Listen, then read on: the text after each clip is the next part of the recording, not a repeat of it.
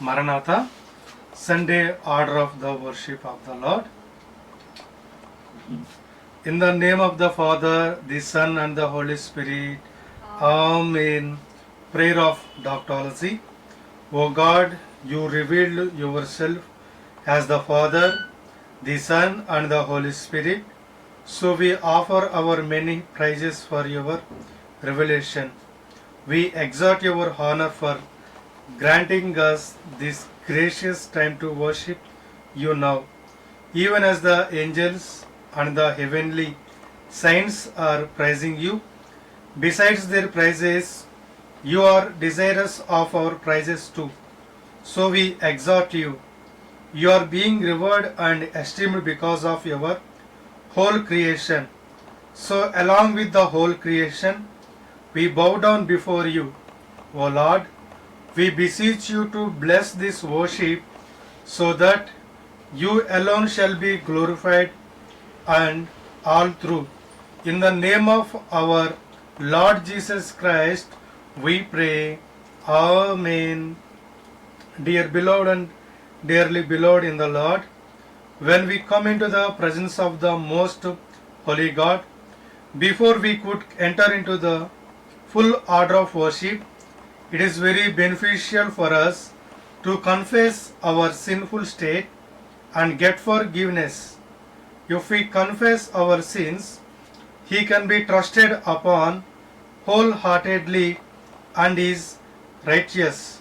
So He forgives our sins and purifies us from all unrighteousness. If we say that we have not sinned, we make Him a liar, and His word has no place in us. Blessed is he whose transgression is forgiven and whose sin is covered. Blessed is the man to whom the Lord does not impute iniquity and in whose spirit there is no deceit. Let us confess our sins. The congregation should repeat after the preacher. O the most holy God, we are sinners by our very birth and by our very nature. We are sinners because of our thoughts and looks. We are sinners even in our hearing and talking. Moreover, we are sinners because of our behavior and deeds, and we are unworthy to receive your grace. We beseech you to forgive us through your Son, Jesus Christ. Amen. Beloved ones, the Father is forgiving all the sins of all the believers by His immense love. He does not like to punish. Moreover, He will not remember our sins. So let us praise such Father forever. Repeat after me.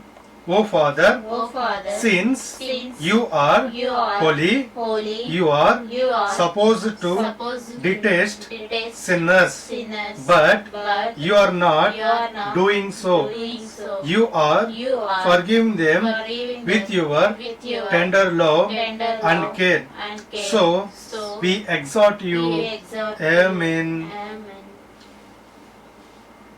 So, in remembrance of the God, the Father, the Old Testament portion is read, and in remembrance of the Son, the Father, Gospel portion will read, and in remembrance of the Holy Spirit, the Father, Epistle portion has to be read. So first, in remembrance of the God, the Father, the Old Testament portion is taken from the book of Genesis, chapter 1, 26th verse. Genesis chapter 1, 26th verse. Then God said, "Let us make man in our image, after our likeness. And let them have dominion over the fish of the sea, and over the birds of the heavens, and over the livestock, and over all the earth, and over every creeping thing that creeps on the earth.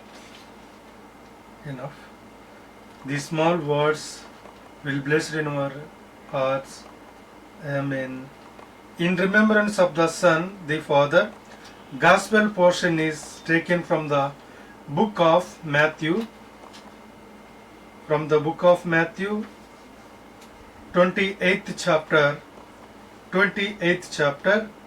19th verse. 28th chapter, 19th verse. Go therefore and make disciples of all nations, baptizing them in the name of the Father, and of the Son, and of the Holy Spirit.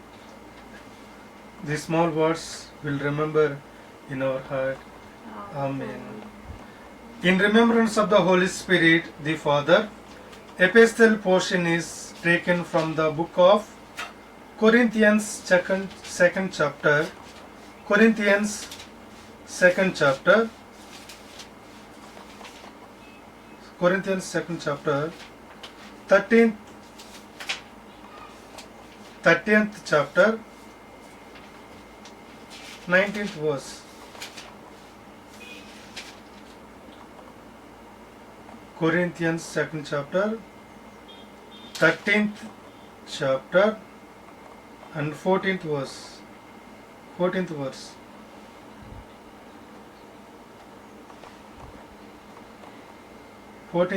The grace of the Lord Jesus Christ, and the love of God, and the fellowship of the Holy Spirit be with you all.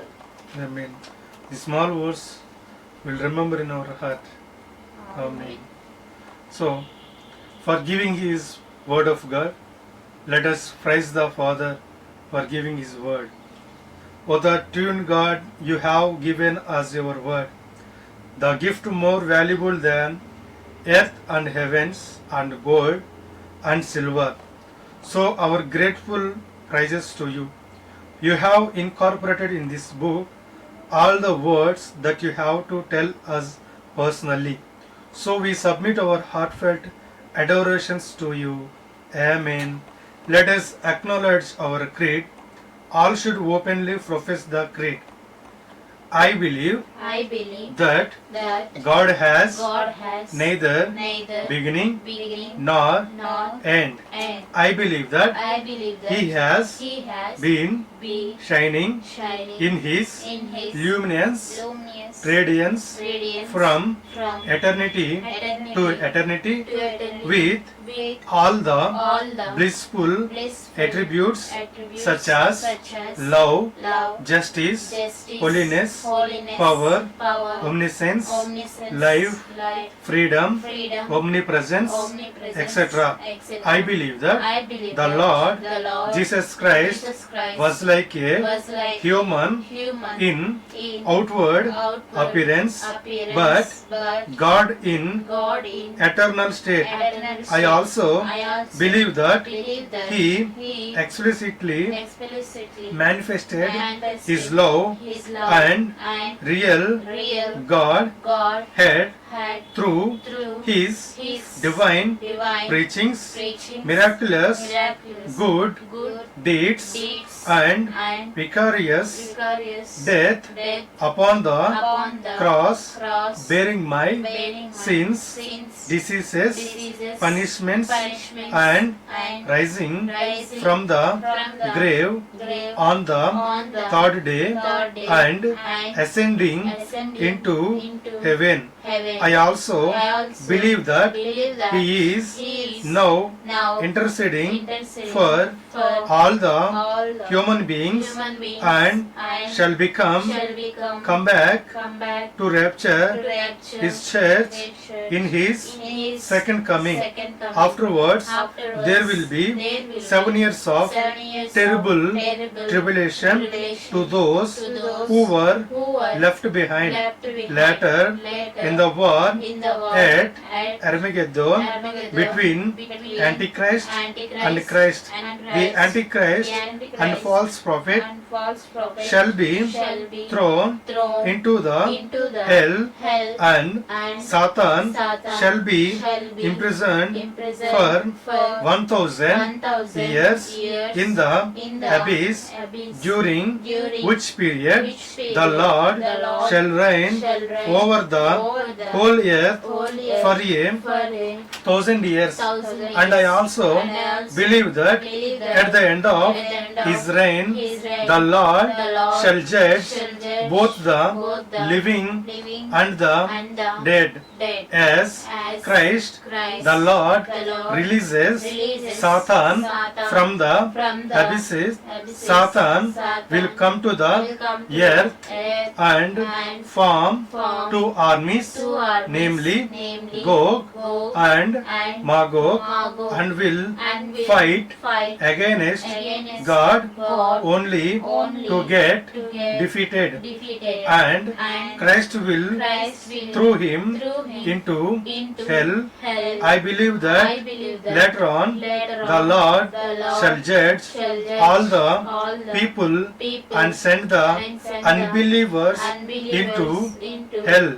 I believe that eventually, as the saints on this earth are like one unified church, the earth shall become a part of heaven, and Christ the Lord shall reside both in heaven and on earth. I believe in the Holy Spirit, and that He is unitedly working with the Father and the Son as one God.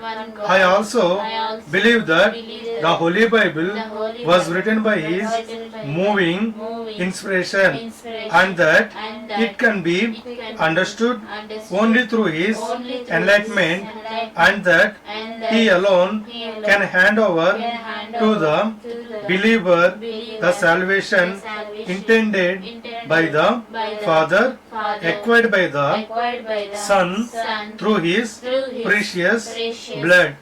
I also believe that Holy Spirit is the God who is equally worthy to be worshipped along with the Father and the Son.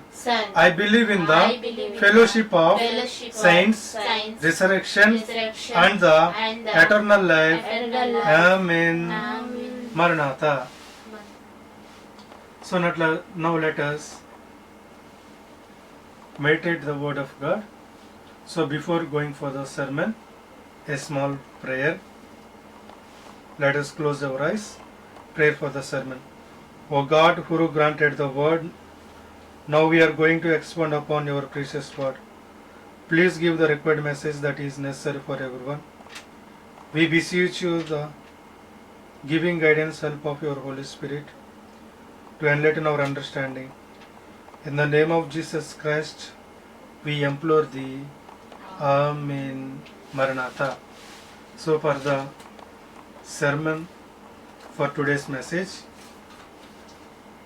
the portion is taken from for the sermon, word of God is taken from the second letter of the Paul to the Corinthians, second letter of the Paul to the Corinthians, 13th chapter, 14th verse. The grace of the Lord Jesus Christ and the love of the God and the fellowship of the Holy Spirit be with you all. So here, if we look at this verse, here this is the verse which is the last message or the last line to the Corinthians, which he wrote in for the second time. So this is the final greeting to the Corinthians. In this Corinthians, he mentioned the grace of the Lord Jesus Christ and the love of the God and the fellowship of the Holy Spirit. If we examine this verse, we can see three members here. One is Lord Jesus Christ, and second one is Lord of God, that means the Father, and the fellowship of the Holy Spirit. This is the only Trinitarian verse which is he mentioned in his letters to all the people. So a final emphasis on the unity of the recognized church brought about by God himself. One of the main verse which was written by the Paul. So in this Trinitarian, he stresses that grace, love and fellowship. Grace, love and fellowship. So love which was shown by the Father, and grace which is shown by the Son, and the fellowship is showing by the Holy Spirit. So this is the day we are remembering the three members as the one. This day is called as the Trinity Sunday. So Trinity Sunday is the most important Sunday for all the Christians. The real believers and the real Christians should worship this Trinity as the one. Trinity Sunday is the first Sunday after the Pentecost Sunday to honor the Holy Spirit. The Holy Spirit, the Holy Trinity means the Father, Son and the Holy Spirit. So Father, he himself exists in the Old Testament. Son, he himself exists in the Gospels portion, and the Holy Spirit, he himself exists, and from the church beginning onwards until now, the Holy Spirit working. So while the word Trinity does not appear in any scripture, but it thought we can understand by reading the Bible very clearly or very deeply. The reading the Bible, we can understand the Trinity. That Jesus Christ, he himself tells in the Matthew chapter 20th, from the book of Matthew 20th chapter 28th, from the 18th to 20th verse, 18th to 20th verse, we can say the Great Commission of the Jesus Christ. So in the 19th verse, Jesus Christ tells to his disciples, "Go therefore and make disciples of all nations, baptizing them in the name of the Father and the Son and the Holy Spirit." So he himself tells the disciples, gave the baptism to the disciples in the name of the Father, the Son and the Holy Spirit. So the command makes disciples explain the central tools of the Great Commission. So this tells that Trinity exists. Trinity means we have three members. One is the Father. The Father is the Creator. Another one is the Son. The Son is the Savior. And third one is the Holy Spirit. Holy Spirit is our Comforter. The Creator, the Savior and the Comforter. Though all three are working in our daily life. So for understanding the Trinity, we can see more examples or more verses in Genesis chapter 1. In Genesis book chapter 1, 26th verse, God said, "Let us make man." So let us make man. This phrase could be the Bible's earliest indication that God exists as the three persons in one. So let us. He mentioned that us, not I. So us means there are more than one. So Father, the Son, and the Holy Spirit. So these three, can we see that Trinity exists. So Christians around the world refer to this as the doctrine for the Trinity. And also we can see that in the third chapter of the Genesis book,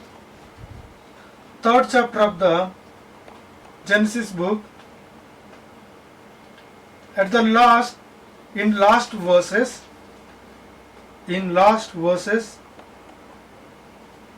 he himself said that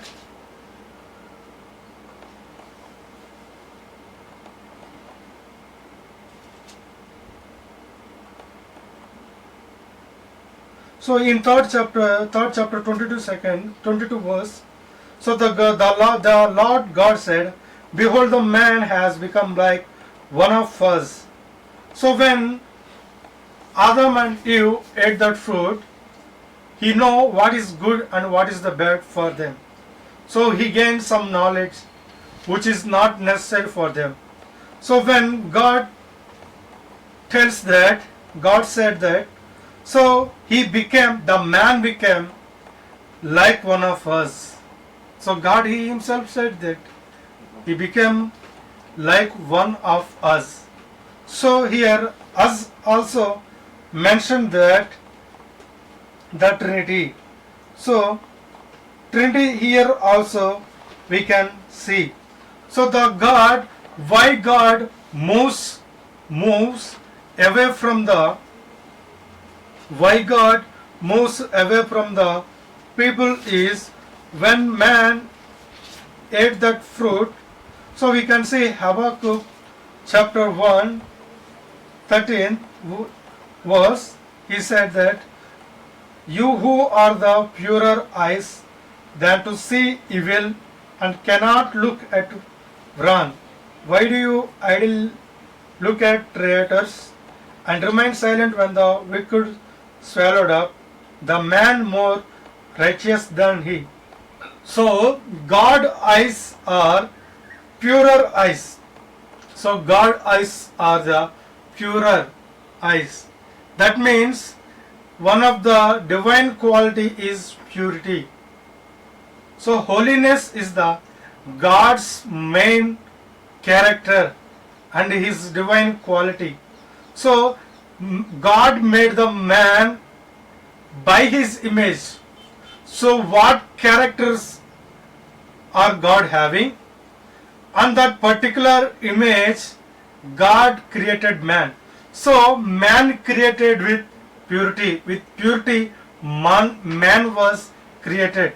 So when man made the sin, he lost his purity. So when man lost his purity, God automatically moves away from the people who makes the sin. Why? Because his eyes not willing to see the impurity, or his eyes not willing to see on the sinful people, so that God moves away from them. So here in Old Testament, the Father works in olden days. When God moves away from them,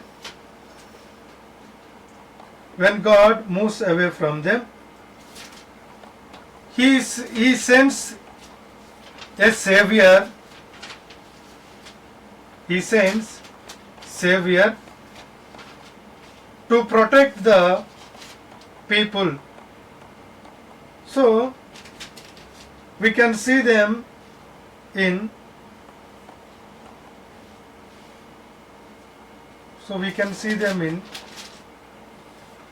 John 10th chapter, book of the John 10th chapter 30th verse. John 10th chapter 30th verse, he said that I and the Father are one. Jesus Christ said, I and the Father are one. So I and the Father are one. together they sent the Holy Spirit. So in the book of John, 14th chapter, 26th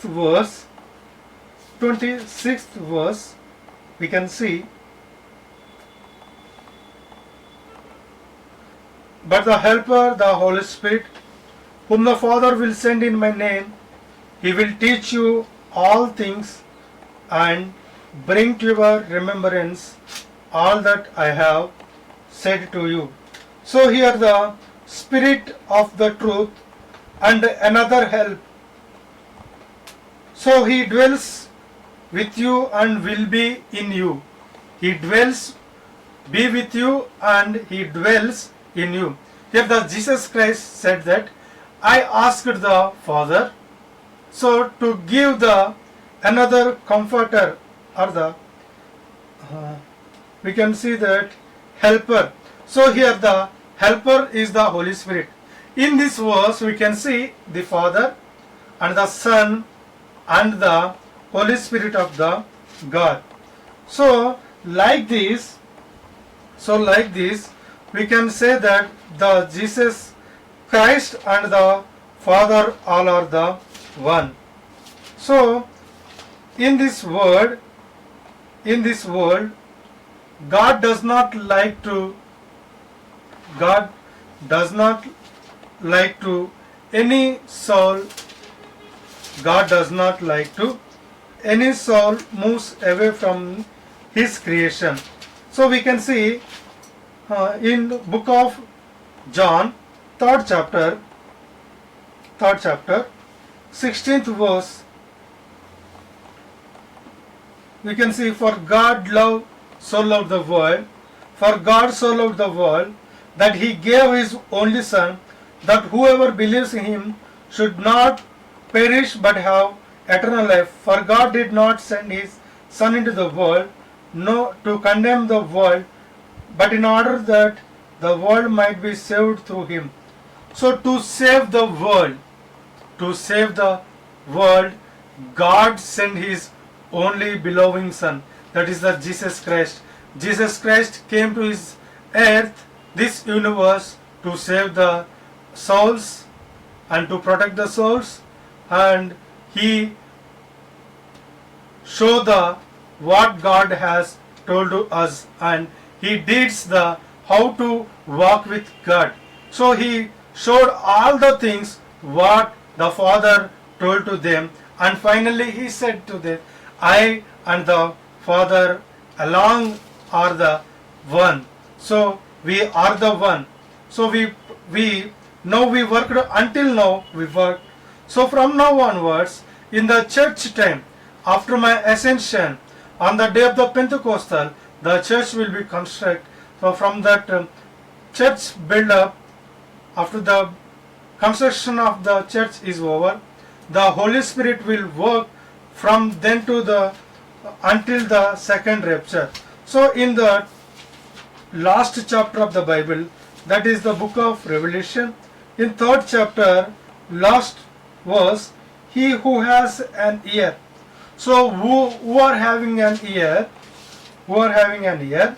let him hear what the Spirit says to the churches. So what he says, the church will listen. So these are some of the verses to understand the Holy God and Holy Son and the Holy Spirit. So like that we can see the three gods. There are no gods, there are no three gods. Only God. He himself exists for the sake of the people. In Old Testament he was the Father. In Gospels portion he is the Savior for the world. And in the church times, in running now, he has the Holy Spirit. So the words will be saved in our mind. The verses will help to understand the Trinity. Amen. So a closing sermon prayer. Our Father Heavenly, who are in the heaven, we are thanking you for giving this opportunity to understand your Trinity. So from now onwards, we don't have any confusion about your Trinity. So give our knowledge and give more strength and more knowledge to understand our Holy Spirit. Please bless all the people who are listening this word of God from the different sources. In the name of Thee we are praying. Amen. Maranatha. Maranatha. Okay. May the Lord bless you and keep you. Amen. May the Lord make His face shine upon you and be gracious to you. Amen. May the Lord radiate His countenance towards you and give you peace. Amen. May the grace of the Lord Jesus Christ and the Lord of God and the fellowship of the Holy Spirit be with you all. Amen. Maranatha. Maranatha.